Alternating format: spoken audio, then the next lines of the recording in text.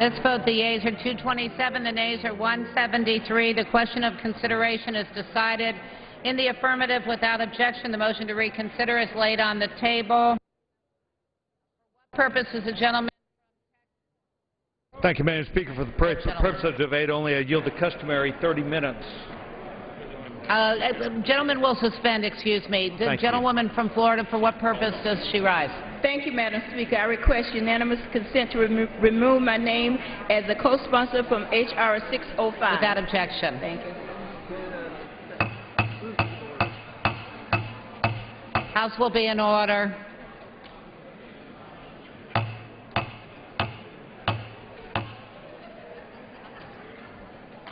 House will be in order.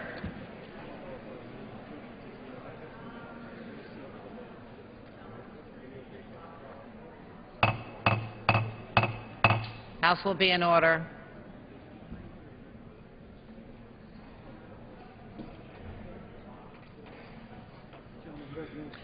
Gentleman from Texas is recognized for 1 hour. For the purpose of debate only, I yield the customary 30 minutes to the ranking member of the Rules Committee, my friend, the gentlewoman, Mrs. Slaughter, pending which I yield myself such time as I may consume. Gentleman's recognized for such time as he may consume. Madam Speaker, the House is not in order. Gentleman's correct. Will all members who want to have conversations please take those conversations from the House floor?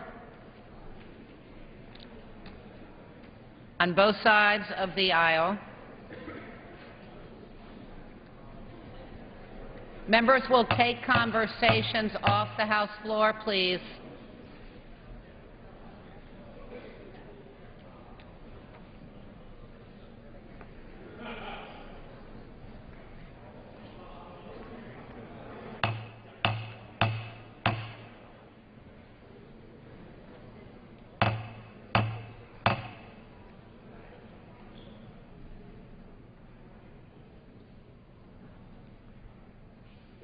All right. Gentleman from Texas. Madam Speaker, I ask unanimous consent that all members have 5 legislative days to revise and extend their remarks. House Resolution 358 provides for a structured rule designated by the Rules Committee for consideration of H.R. 1315. This rule allows 11 of 14 amendments submitted to the Rules Committee to be made in order.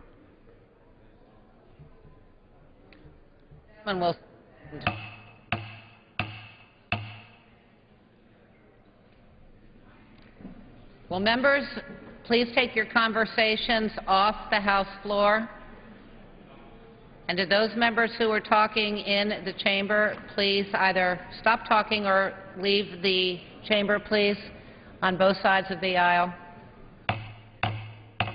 The longer this takes, the longer we're here. Gentleman from Texas. Thank you, Madam Speaker. This rule provides for debate and amendment opportunities for members of the minority and the majority to change the legislative text of the underlying bill. Madam Speaker, I rise today in support of this rule and the underlying legislation.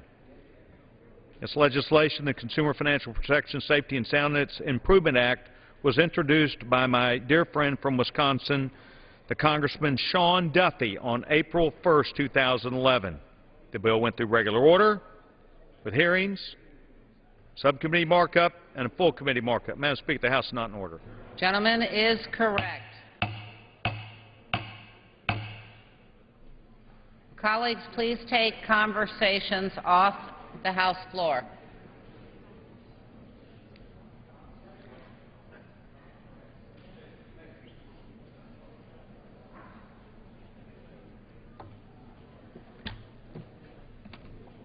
Members in the back of the chamber who would like to talk, please exit the chamber. We'll try one more time. Gentleman from Texas. Thank you, Madam Speaker. I applaud my friend, the distinguished chairman of the Financial Services Committee, the gentleman from Alabama, Spencer Baucus, for providing such an open process and an opportunity for all members of the Financial Services Committee to participate in reforming and changing this bill. Additionally, the chairman of the Rules Committee, the gentleman David Dreyer, has once again provided members of this body with a Rules Committee vote to ensure that we have transparency and accountable structure under the rule which we're discussing today, allowing members from both sides of the aisle this opportunity to offer amendments and to join in the debate of the underlying legislation. Today marks the first anniversary that President Obama signed into law the 1,300-page unprecedented federal overhaul of the financial services industry, the Frank Dodd Wall Street Reform Act. I have the opportunity to discuss this bill today, and also I did last Congress, and we spoke at that time about its overarching reforms that were being made in that legislation. Additionally, I will discuss why and how it is bad for our current economy and what the Republican underlying bill will do to protect consumers, ensure credit, and allow for economic growth. Last year, I stood before this body to state that our friends on the other side of the aisle, that they were once again allowing the government to overstep its boundaries well into the private marketplace. One of the most far-reaching provisions of the Dodd-Frank bill that was signed into law last year is the creation of the Consumer Financial Protection Bureau, best known as CFPB. The CFPB is a classic example of the government unnecessarily crippling its authority into the free enterprise system. This massive new bureau, which will be led by a credit czar who will have unprecedented and unchecked authority to restrict product choices for consumers and impose fees on consumer products and financial transactions. Just about any business or financial institution who offers any form of credit falls underneath the jurisdiction of the CFPB. The new bureaucracy would raise costs for consumers. I will say this again, will raise costs for consumers. It will reduce the number and types of products available to them. It will increase the micromanagement of financial services firms and will greatly increase the confusion caused by differing and conflicting consumer laws across the United States. The underlying bill we are voting on today is designed to promote greater accountability and transparency at the CFPB and to ensure that the CFPB fulfills its consumer protection mandate without undermining the safety and soundness of the financial system. This bill achieves this mission by making the leadership structure of the CFPB a collegial body, streamlining the Financial Stability Oversight Council, or what is known as FSOC, their review and oversight of CFPB rules and regulations, and delaying the transfer of functions from other federal regulatory bodies to the CFPB until the date on which the chair of the commission of the CFPB is confirmed by the Senate. This comes, and it is of great deal of importance since it was just this week that President Obama nominated Richard Condrey as the director of CFPB, which officially begins its oversight of banks with more than $10 billion in assets today. So, no director, no mission statement, no accountability, no hearing in the Senate to confirm the person who would have this extensive authority and responsibility. The Consumer Financial Protection, Safety, and Soundness Improvement Act makes three important changes to the current CFPB. First, it would change the vote required to set aside a CFPB regulation from two-thirds of the FSOC membership to a simple majority vote, excluding the chair of the CFPB. A letter from the American Bankers Association from May 3, 2011 states, and I quote, "The very purpose of the FSOC was to avoid problems that could lead to risks that threaten the economy. To ignore the majority viewpoint of the regulators with this responsibility is completely counter to its mission statement and that of the Council." This first provision ensures that the Council carries out the intended mission and goal. Second, the bill would clarify that the FSOC must set aside any CFPB provision that is inconsistent with the safe and sound operation of U.S. financial institutions. Lastly, the bill amends Dodd-Frank, which provided for the CFPB to be headed by a director to be replaced with a bipartisan commission with the responsibility of exercising the Bureau's authorities. This was in the original House version of the bill and was changed by the Senate during conference. In a letter sent by the U.S. Chamber of Commerce dated May 3, 2011, the U.S. Chamber expressed support, saying the Chamber strongly supports this reform because it would conform the Bureau to other independent agencies, ensure impartial decision-making, minimize the risk of regulatory capture, and ensure continued stability over the long run. Reforms to the CFPB as it stands are necessary to avoid business closures, limitations to startup companies, slower economic growth, and to ensure that we do not hinder the free enterprise system. These are all in the best interest of consumers and our country. The underlying legislation ensures that the original intent of this legislation is carried out in a fair and unbiased manner to ensure the safety and the future safety and soundness of our nation's financial institutions. I encourage a yes vote on the rule and a yes vote on the underlying legislation. I reserve the balance of my time. Gentleman reserves the balance of his time. Gentlewoman from New York. Madam Speaker, I thank my friend for yielding me the customary 30 minutes and yield myself such time as I may consume. Gentlewoman's recognized. Madam Speaker, the Consumer Financial Protection Bureau is a reflection of the nation's values. It embodies the ideals of fairness, accountability, and equality, values that help us define who we are as a people. Just as importantly, the CFPB brings accountability and transparency to the financial sector and reduces the risk that consumers will be sold financial products they don't understand and can't afford to buy. The CFPB is already hard at work. This agency has started by proposing a simplified disclosure of mortgages so that consumers can read them. Isn't that refreshing? In plain language, the terms of an agreement before signing on the dotted line. Despite this valuable start, today's bill is designed to effectively neuter the agency before it can fully begin to serve the middle class. In so doing, this bill is a giveaway to the special interests in the financial sector that fears they will finally be held accountable by the law. Apparently unchastened by the economic crisis they plunged us into, financial firms continue to take advantage of unknowing consumers. Just this past year, a robo-signing scandal led to banks foreclosing on many families who had done absolutely nothing wrong. These firms will not stop trying to take advantage of people unless someone forces them to stop. Despite all this, the majority proposes that we weaken the very agency designed to protect consumers against the illegal practices and unfair play. The CFPB was launched thanks to the great work of Professor Elizabeth Warren and the team of professionals that she has assembled to launch the agency. Their work has been tireless and invaluable.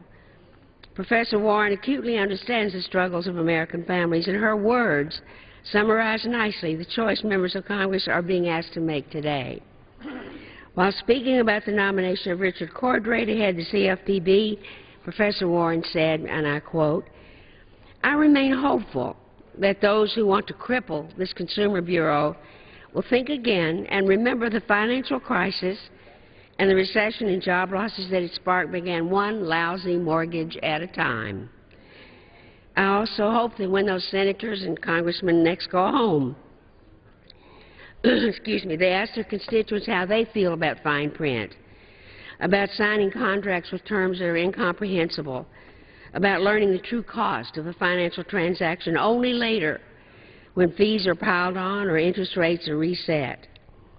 I hope they will ask the people in their district if they are opposed to an agency that is working to make prices clear, or if they think budgets should be cut for an agency trying to make sure that trillion-dollar banks follow the law.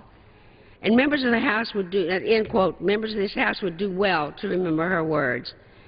When we vote today to protect the middle class and the millions of consumers struggling to make ends meet, Or will this body stand with financial lobbyists and leave the middle class to go it alone? In the strongest possible terms, I urge my colleagues to take a vote that reflects our values and vote against this rule we're considering today and against the underlying bill.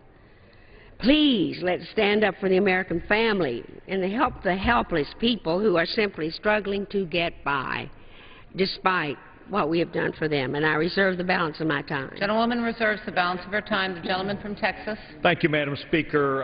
In an encouragement to my dear colleague, the gentlewoman, Mrs. Slaughter, I would like to inform her that I have fewer speakers as a result of committee hearings and would encourage her to run through several, perhaps two of her speakers at this time, and then I will be available with mine. So I reserve my time. The gentleman reserves. And I'm pleased to yield 5 minutes to the Ranking Member of Financial Services Committee, Mr. Frank of Massachusetts. How much time? 5. Gentleman's recognized for 5 minutes. First, I want to express my objection to the rule. Chairman of the Rules Committee said maybe I can get a unanimous consent agreement to modify it. All amendments are not created equal. This rule gives a total of 10 minutes for each amendment, 5 and 5. That is simply inadequate, grossly inadequate, for discussing some of these important issues. And there are 2 amendments in particular where I will be approaching my colleagues in the majority to see if we can get an extension of time. But if that's not the case, I will be very, very disappointed that major issues here in this important subject of consumer protection would be given only 5 minutes on each side. Now let's get to the substance. My Republican colleagues have had a little bit of a change of heart since last year. When we debated this bill in committee, actually we debated in 2009 in committee, this particular section, they wanted to kill the whole Bureau. They were opposed to the notion of an independent Consumer Bureau. Understand where we are. Consumer protection has always, until last year, been consigned to the financial regulators. Indeed, the largest single share of consumer protection was given of all entities to the Federal Reserve. And it's been, at best, a second thought for them, and for some, a non-thought. And the Republican position during the debate on this was, do not set up a separate agency. Now they say, well, we're not opposing the separate agency. We just want to dismantle it, in effect. So we will get into the specifics, but let's be clear. This is as close as they dare come now, because of public opinion, to abolishing the whole agency. They want to weaken it, and then they will want to undercut it altogether. Of course, this is the third major assault they've made on the financial reform bill. Yesterday, in committee, incredibly, the Financial Services Committee voted to reduce the liability that rating agencies will face if they put an inaccurate statement into a prospectus. And if you buy that security based on inaccuracies in the rating agencies, they want to lessen what we try to give people in the bill as a right to sue. And of course, consistently, the Republicans have voted specifically to deny to the Commodities Futures Trading Commission the funds that they would need to deal with speculation in energy. And Mr. Kingston, on behalf of the majority, said speculation's got nothing to do with the oil prices. No one believes that except apparently him and maybe those Republicans who loyally voted for him. Today there was an assault on the most important thing that's ever been done to protect consumers of the financial area. Now, the Republicans have been saying, we're not trying to kill it. We just want to make it work a little better. But last year, and I will ask unanimous consent, Madam Speaker, to put into the record statements from about a dozen of the Republicans, Mr. Garrett, Mr. Hensling, Mr. Price, Mrs. Biggert, Mr. Manzullo, Mr. Backus, many others, making very clear they didn't want the whole agency. So this notion that they're just trying to improve it is belied by the fact that they try to kill it. But even then, Mr. Backus sometimes has trouble sticking to his own line. Here's what he said this morning on CNBC. We're not trying to kill it. That's been totally misrepresented. Republicans stand strongly behind consumer protection. We, however, think that safety and soundness has to be considered. So that we don't worry about a Federal Reserve or an FDIC, but we do worry about a consumer protection agency whose sole goal is to benefit consumers without considering how that benefit affects the stability of our financial institutions. Well, it doesn't go the other way. They don't worry about what the financial institutions do to consumers. But let me read again what he says. We do worry about a consumer protection agency whose sole goal is to benefit consumers without worrying about the poor banks. And what the bill will do will be to put the bank regulators back in charge of consumer protection. And these are the bank regulators of whom Mr. Backus, the chairman of the committee, earlier said the regulator's job is to serve the banks. So in roundabout ways, they are trying to accomplish here what they admitted they want to accomplish before. The consumer agency does not have an aggressive role. It doesn't go out there and do things in a positive way. It is a protection agency. Now, we passed a credit card regulation bill, and many on the Republican side were very opposed to that a couple of years ago. It's worked very well. One of the main authors, the gentleman from New York, Ms. Maloney, is here. That's helped people. It hasn't hurt them. One of the things the consumer agency gets under our bill is the power to cover currently non-regulated entities, payday lenders, mortgage lenders who aren't covered. Frankly, that's in the interest of the consumer. The Credit Union Federation likes much of the Republican bill, but they don't like the part that would slow down the takeover of regulation over their competitors. Bad mortgages were not just a problem for individuals. They were a problem for the whole economy. We want to strengthen the ability to go after bad mortgages. They don't want that to happen. So let's be very clear. This is a party, the Republican Party, that tried to kill this. I asked for 30 seconds. Let me yield, gentleman, another minute. I thank you. Madam Speaker, you gaveled so genteelly, I didn't realize it for a minute. I apologize for going over. What we have is, as the statements I am submitting show, the Republicans wanted last year to maintain the status quo in which the regulators of the banks, whose job it is, according to the Republican chairman of the committee, to serve the banks, would maintain this. And they worry about an institution whose sole goal is to protect consumers. They don't worry, he says, we don't worry about the Federal Reserve, we don't worry about the FDIC, we worry about an institution whose sole goal is to protect the consumers. They do understand that politically it's not a good idea to be fully straightforward about their intention, and they'd really like to repeal it. But what they are trying to do instead today is substantially weaken it, and the most important thing they will do will be to put back in charge of the independent consumer regulator the very bank regulators who historically have not protected the consumer, because some of them agreed with the chairman of the committee, the Republican chairman, that their job was to serve the banks, and it would substantially weaken consumer protection. I do not think that is the right way to go. Thank you. And time's expired. Gentlewoman from New York. Madam Speaker, I'm pleased to yield 3 minutes to the gentlewoman from Connecticut, Mr. DeLauro. Gentlewoman's recognized. Pardon me? I can't hear you. Rosa, oh, I'm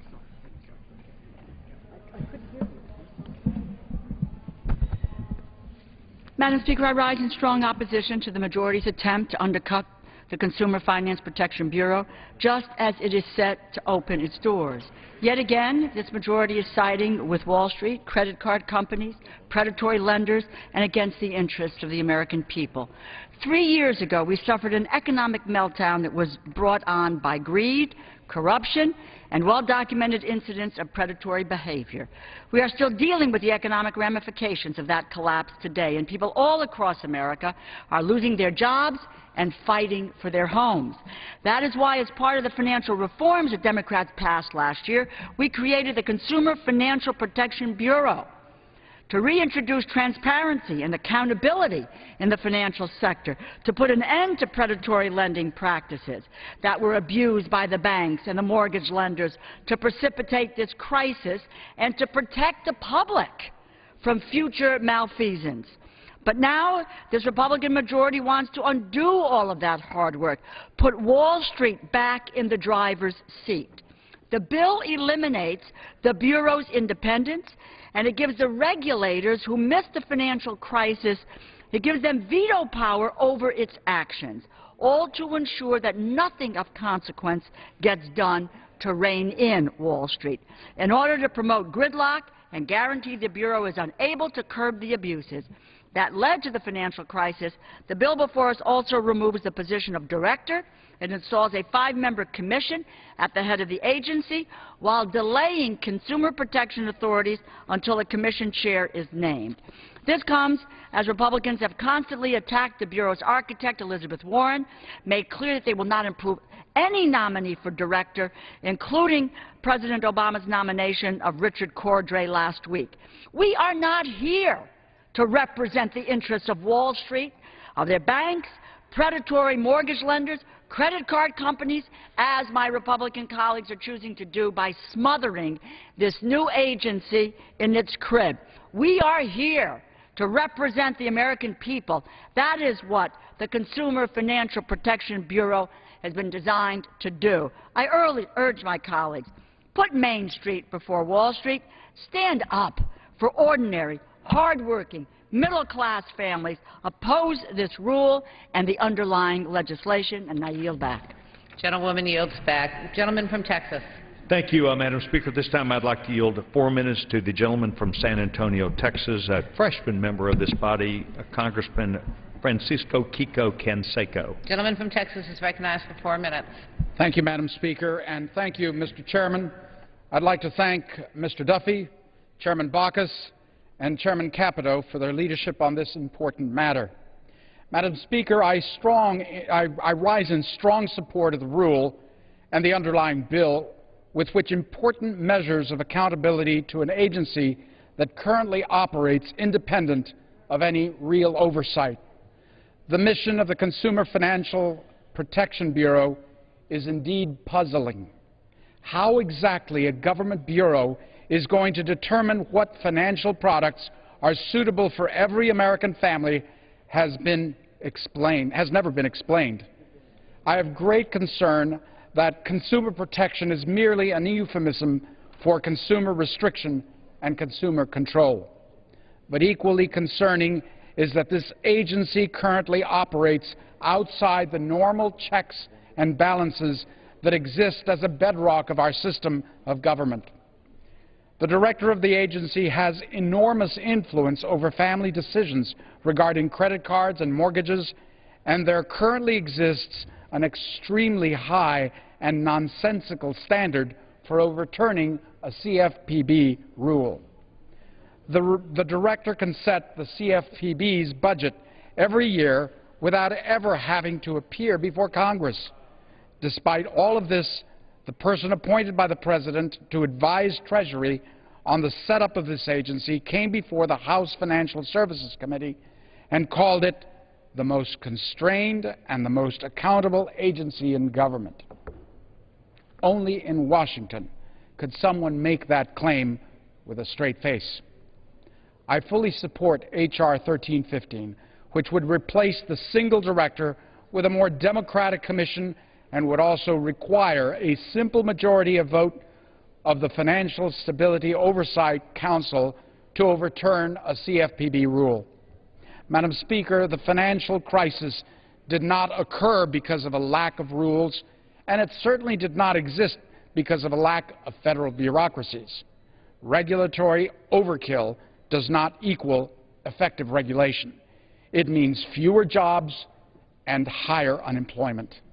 The last thing we need is an unrestrained agency adding more uncertainty to our economy and destroying our ability to grow the economy and create jobs. This legislation will help remove the threat to economic and job growth that the CFPB currently poses. Madam Speaker, I yield back the balance of my time. Gentleman yields back. Gentlewoman from New York. Madam Speaker, I am pleased to yield 3 minutes to the gentlewoman from New York, Ms. Maloney. Gentlewoman from New York is recognized for 3 minutes.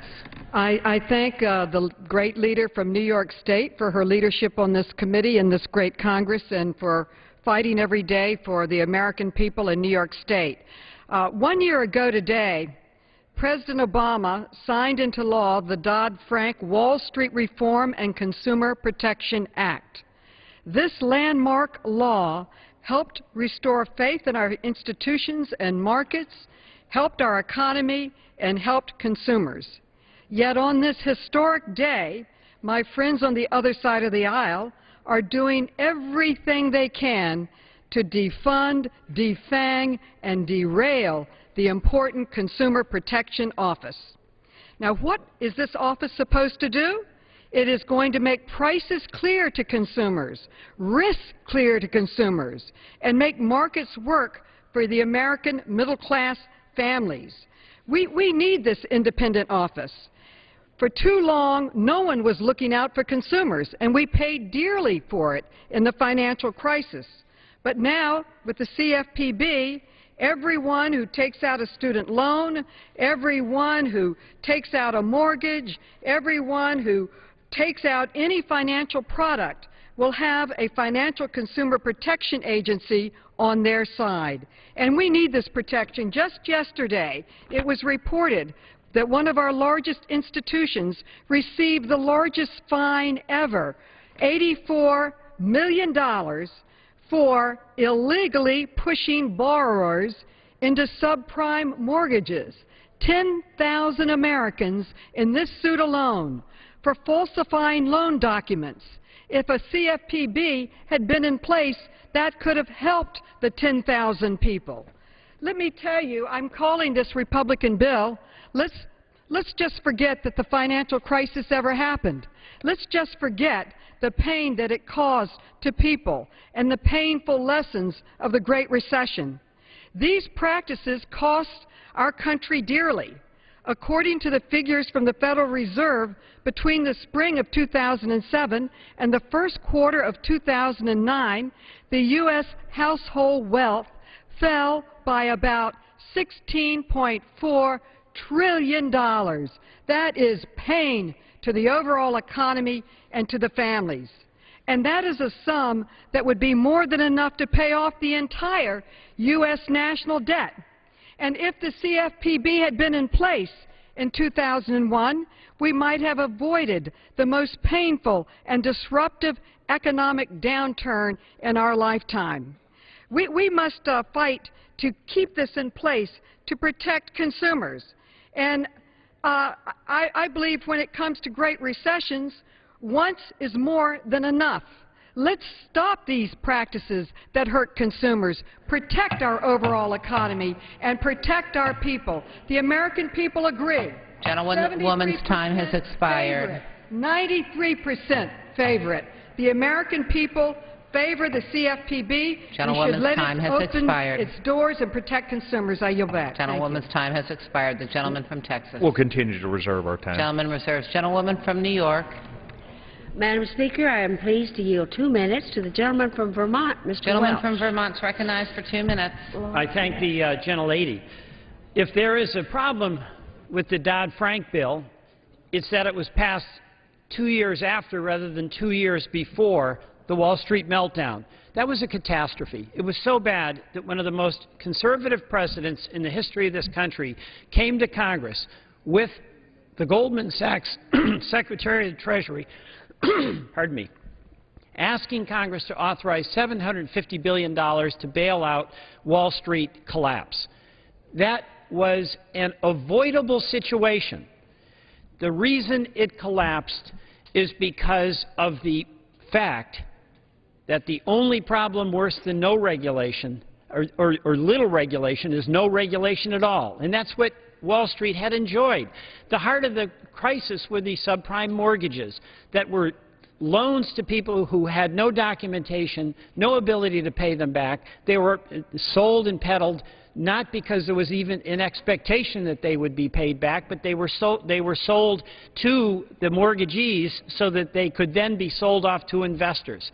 This was the architecture of catastrophe, and the American economy is still reeling from it. The tradition of regulation in this country goes back to Teddy Roosevelt, a Republican trustbuster who understood that the public had to be protected, who understood that with proper regulation you set fair rules for business to operate, that levels the playing field for those good banks to do what's right, to do it in the light of day, to provide protection to consumers who are busy with their own lives and don't have time to go over all of the forms. This Consumer Protection Agency is absolutely essential to providing fairness to consumers and security in their transaction, to protect them from unscrupulous activity that does and can occur. And it's important to our banks and our financial industry that wants to play by the rules and do it the right way. Since this is very important legislation, and we must defeat the in effect repeal and retraction of Dodd-Frank. I yield back. Gentleman's time has expired. Does the gentleman from Texas wish to continue reserving? I do. Thank you, Speaker. Gentlewoman from New York. Madam Speaker, I am pleased to yield 2 minutes to the gentleman from Texas, Mr. The gentleman Johnson. from Texas is recognized for 2 minutes. Only a year ago, Republicans were using every trick in the book to stop any Consumer Financial Protection Bureau. And you know, they never really stopped. The party of Wall Street bailouts, of big bank buddies, remains determined to deny our families basic, effective protection from credit abuses. The lyrics of Grammy Award winner Steve Earle, who grew up in shirts on the edge of San Antonio, ring true for so many families. You go to school and learn to read and write so you can walk into the bank and sign away your life. Well, so many families were deceived by taking out mortgages or a credit card or a payday loan on terms that only in the fine print did the big lenders understand. Many of these families were counting on a home, on a job, on a retirement plan, or maybe with their credit card just to put clothes on the kids and food on the family's table. Nobody was there to protect them from the tricks and traps that some creditors use to enrich themselves and to fleece consumers with loans with incredible interest rates. In too many of these transactions, what were once known as loan sharks can today legally ply their trade. If you're mugged on the street, you can lose your wallet. But if you're mugged on Wall Street, you can lose a lifetime of savings. That's why we need this new squad of financial cops whose sole job will be to protect those who borrow from abuse. With foreclosures at near record heights in San Antonio and in Austin, now is not the time for a retreat by consumer law enforcement. Oppose this latest Republican attempt to roll back the power of the Consumer Financial Protection Bureau and oppose the effort to take cops off the beat when we need them the most. I yield back. Gentleman yields back. We'll continue to reserve. Gentlewoman from New York. Madam Speaker, I am pleased to give more time to Mr. Frank, the ranking member of Financial Services. I would like to yield him 5 minutes. Gentlewoman, pardon me, the gentleman from Massachusetts is recognized for 5 minutes. 5 minutes. Madam Speaker, if I had to stand up here and defend weakening consumer protection in the area of financial activity, I wouldn't be too eager to do it either, so I understand the absence of discussion there. Let me make one general point. You know, when we legislate, you have to take history into account, what the balance is. The argument essentially of the Republican Party here is, and I wish it weren't partisan, but it is. They made it partisan, not us. The position of the Republican Party is that there is a serious danger that we will overprotect the consumer, that the federal regulators will do too much for the consumer. That's an extraordinary fear to have. Indeed, that is not a fear. That's a phobia. It is based on unreality. The fact is, as we've seen this now, we were able to get this legislation enacted with the brilliant work of Elizabeth Warren, whose nomination did not come as it should have, although I very much admire her, the man who was nominated, Mr. Cordray. But what we had was an unusual moment because the irresponsible practices of many, not all, in the financial community. And by the way, let me repeat, much of the problem came from the unregulated, not from the financial institutions. And one of the things we do in this bill, which is supported by the Consumers Union, the Credit Union National Association, is to cover the unregulated, so that community banks and credit unions, which did not cause this problem, are protected from the pressures of unfair competition by the unregulated. But what we had was an unusual moment in which there was a great deal of public awareness of the need to deal with this. So we were able to get an independent consumer agency through over the unanimous opposition of the Republican Party. But as things go forward, the average citizen has got other things to worry about. So what we'll see are the bank lobbyists and the non-bank lobbyists and all of the people who represent these mortgage lenders already trying to erode things. And apparently my colleagues would like people to believe that they seriously think that the danger is we will protect the consumer too much. I defy anyone to show me a moment in American history when we did too much to protect consumers in the financial area.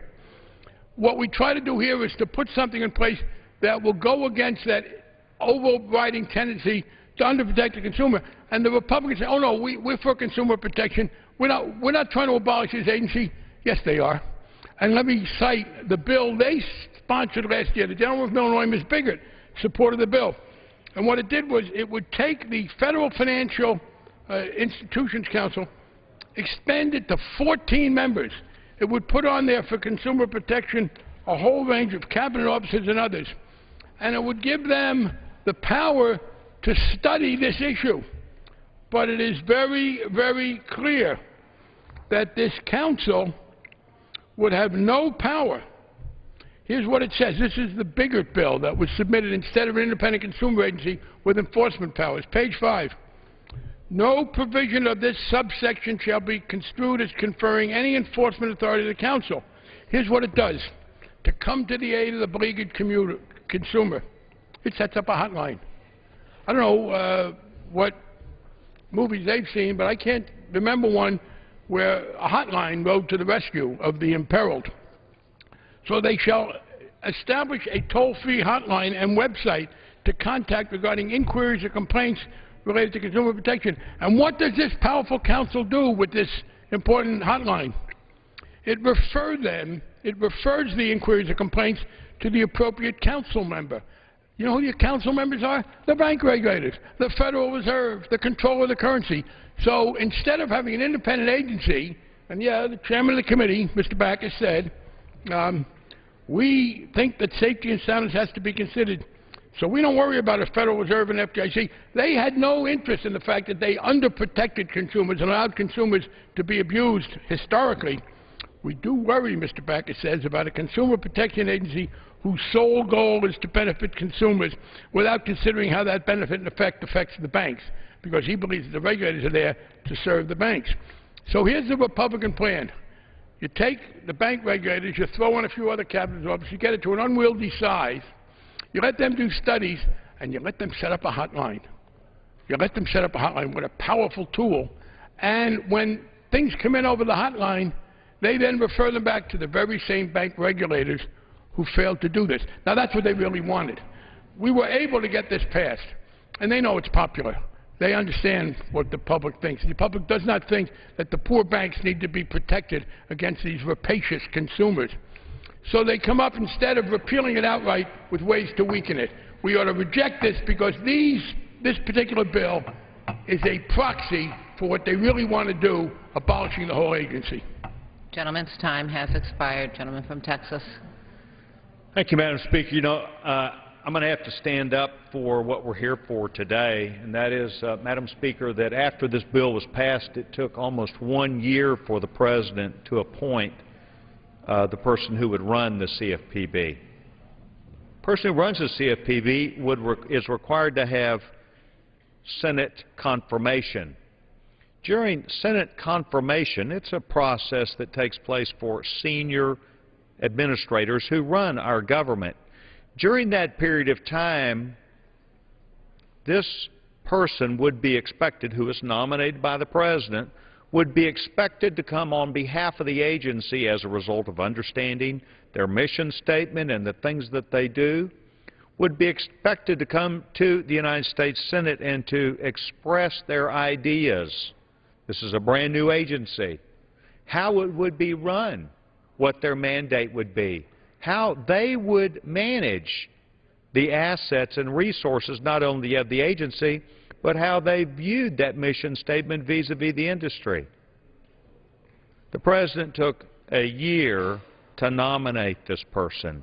That person has not even begun their hearings. I think, and this is what Republicans think, and this is what our bill says today. I know the gentleman, Mr. Frank, said, oh no, Republicans have something far greater and bigger. It's that they don't want this agency. Well, perhaps we don't want the CFPB. Perhaps we don't. But that's not what we're here today saying. We're here saying that until that head of that agency has a chance, a brand new agency, has a chance, after all, it's taken a year, to come and speak forthrightly to elected officials that are called members of the Senate to answer questions about how they would run this agency, what the philosophy should be, what the intent of the agency is, how the interaction between other agencies really should be done, what they think of the law, and what they see their job as being. Those are important issues. And so Republicans are saying we should not move forward on that until such time as we are able to go through that process. So that's really what Republicans are here for. And I know there are a lot of people listening and watching and think there's something sinister about Republicans. This is common sense. Republicans are here talking about an agency that will have broad and almost unlimited access to the marketplace, to over-regulate if you look at the possibilities. And we're trying to say, before we kick this thing off, let's make sure we have an idea of what the leader would say. Otherwise, we should go to a group of people who will run this, not just one. So that's what we're here to do today. I reserve my time. Reserves balance of this time. Gentlewoman from New York. I will once again yield a minute to Mr. Frank from Massachusetts. First, Madam Speaker, I want to reassure the gentleman from Texas, I don't think he's sinister. I think he is opposed to effective consumer protection. I think he and the other Republicans, at least some of them, believe the chairman of the committee that the regulators had to serve the banks.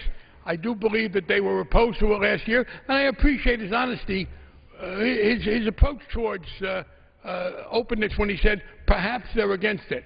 Yeah, perhaps they're against it. And they understand it would be a bad idea to go all out to trying to weaken it. But let me respond to his point about confirmation. It's bogus, Madam Speaker. He says we're just trying to hold this up until there's a confirmation. But 44 Republican senators have announced that they will not allow any confirmation to go forward. They will filibuster it, and they have more than the 40 they need to do that, until the agency is weakened. They have said they will not allow it to go forward until we allow the bank regulators, who Republicans think are there to serve the banks, can overrule this. So the gentleman, and they weren't just saying that about Elizabeth Warren. 44 Republican senators contradicted the gentleman from Texas. They said, he talks about this wonderful confirmation process, it can't happen because 44 Republicans have said until we give in and weaken the agency, they won't confirm anybody. The gentleman's time has expired.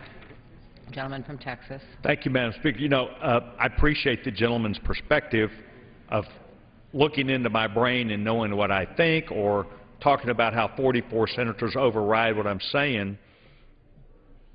I would tend to offer the argument that as we near now the August recess, they had every understanding that the President, without this person going through hearings, having to come to Congress, to the Senate, to talk about and go through these hearings, that the President would just offer a recess appointment.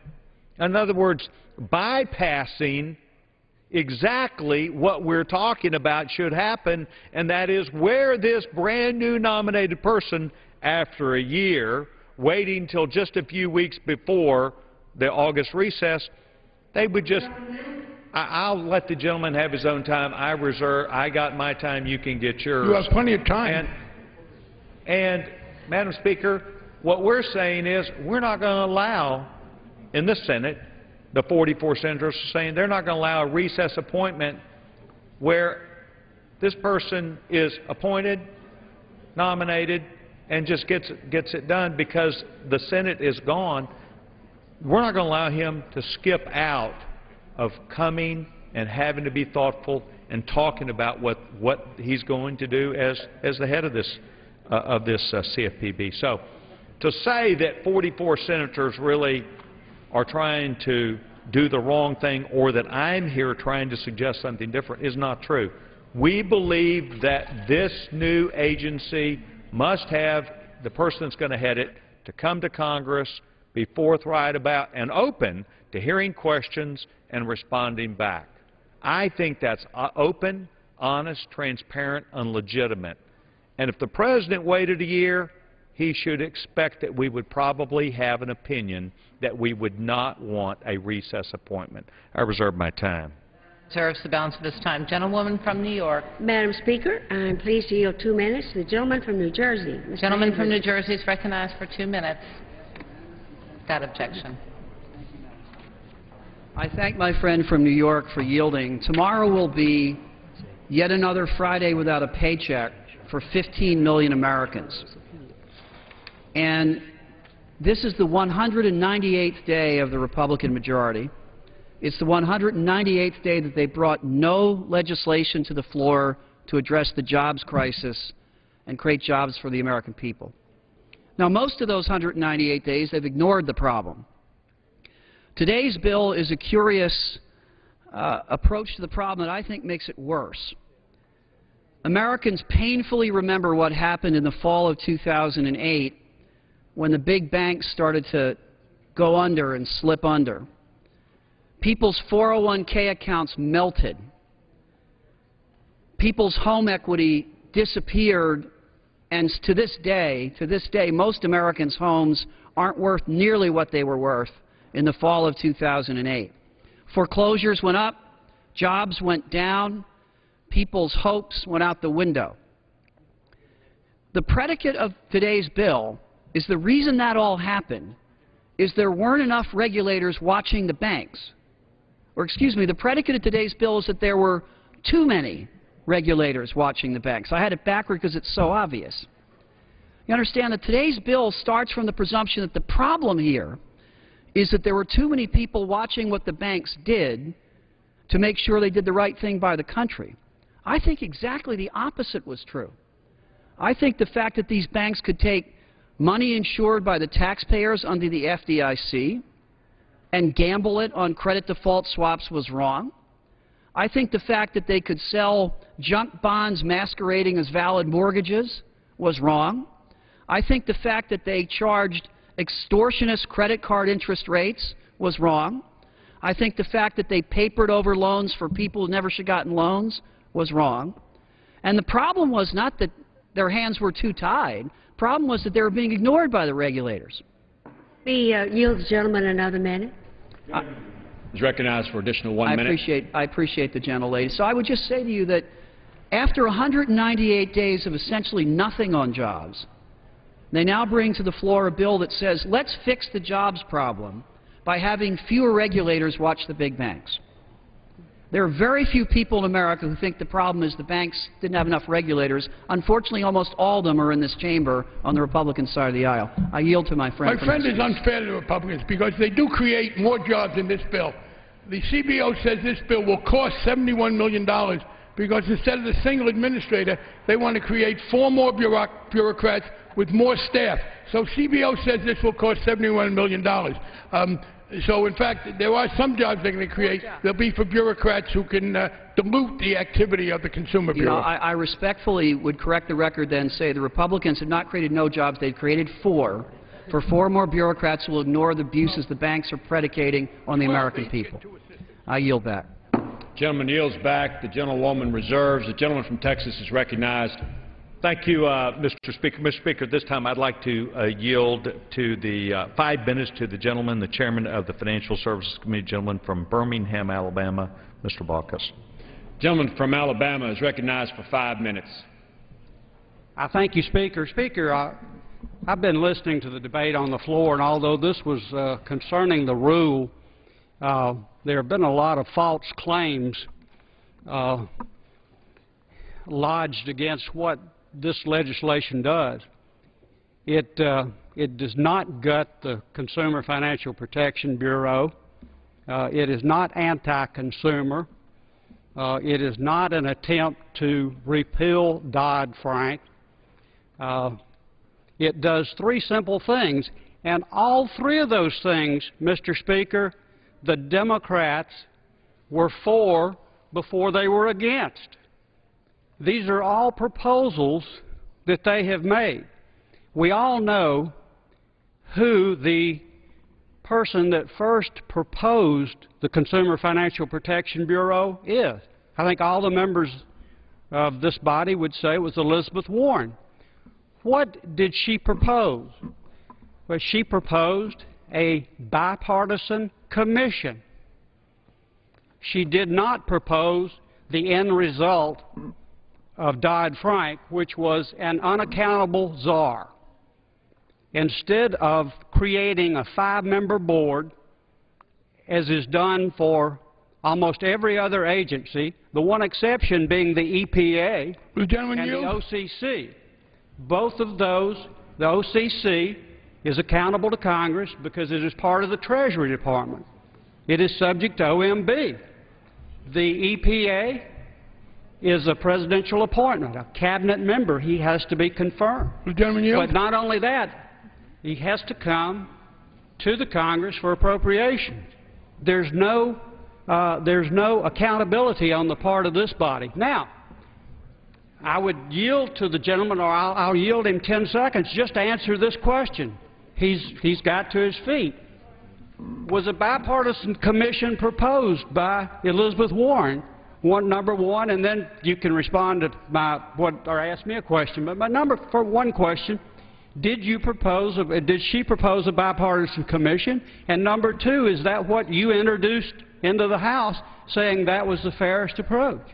If the gentleman would yield, first I would say the control of the currency is in the Treasury for administrative purposes, is legally independent. The Secretary of the Treasury has no right to interfere, and the control of the currency is not subject to appropriation. So the control of the currency is even more independent. Well, that doesn't sound like a yes or no. Well, I want to, the gentleman made a statement. I'm ready to get to it. Do you want me to answer? Yeah.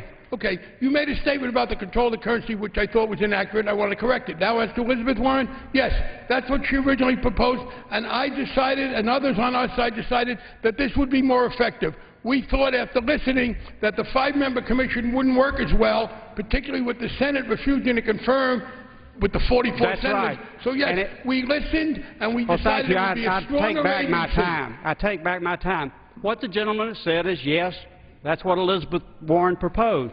And then he says, yes, that's what I introduced. But then he said, but I decided at some point that we would rather have an unaccountable czar, because we want him to do whatever we want him to do. Point of order, Mr. Chairman. What is the second thing that we... Point of order, Mr. Speaker. What is... Point of order, Mr. Speaker. Gentleman from Alabama suspend. State your point of order. Gentleman from Massachusetts. I won't quite ask him to take my words down, but the gentleman just simply misstated blatantly what I said. He said, I want a single accountable czar.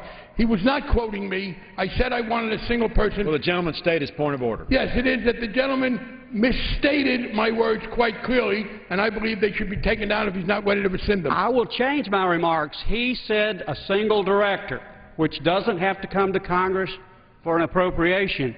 And the second thing we do is we have an appeal process or a review process. Now, and if I could have the second slide, what we have asked for is what you said you gave us, but you created, or this legislation, I won't say who, created a sham review process, And we want a realistic review process. We don't think any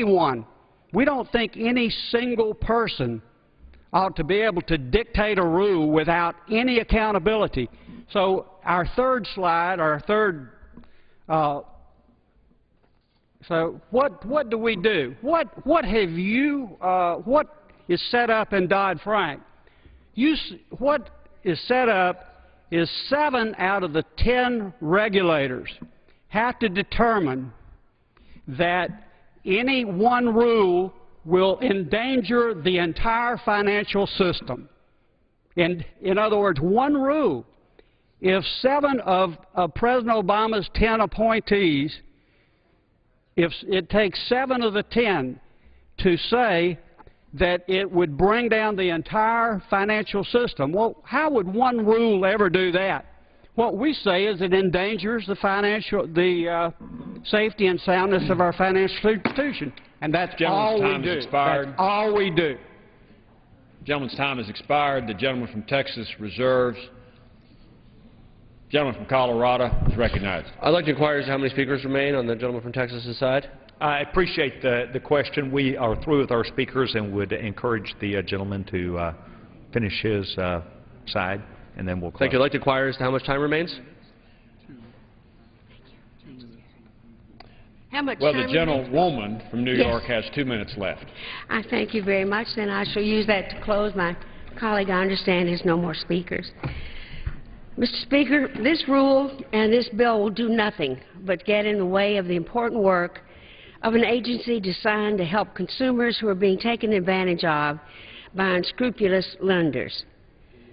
The Consumer Financial Protection Bureau is not even up and running yet. There is no reason to think it won't work exactly as intended. And is that what the majority is afraid of?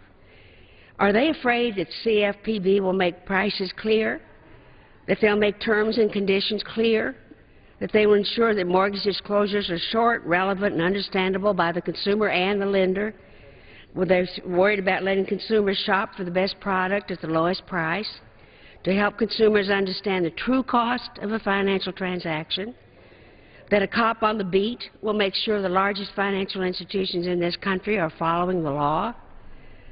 If that's what they're afraid of, then we don't want to join them, Mr. Speaker. I urge my colleagues to vote no on the rule, no on the underlying bill, so that the Consumer Financial Protection Bureau can do its job without Congress getting in the way, and I yield back the balance of my time.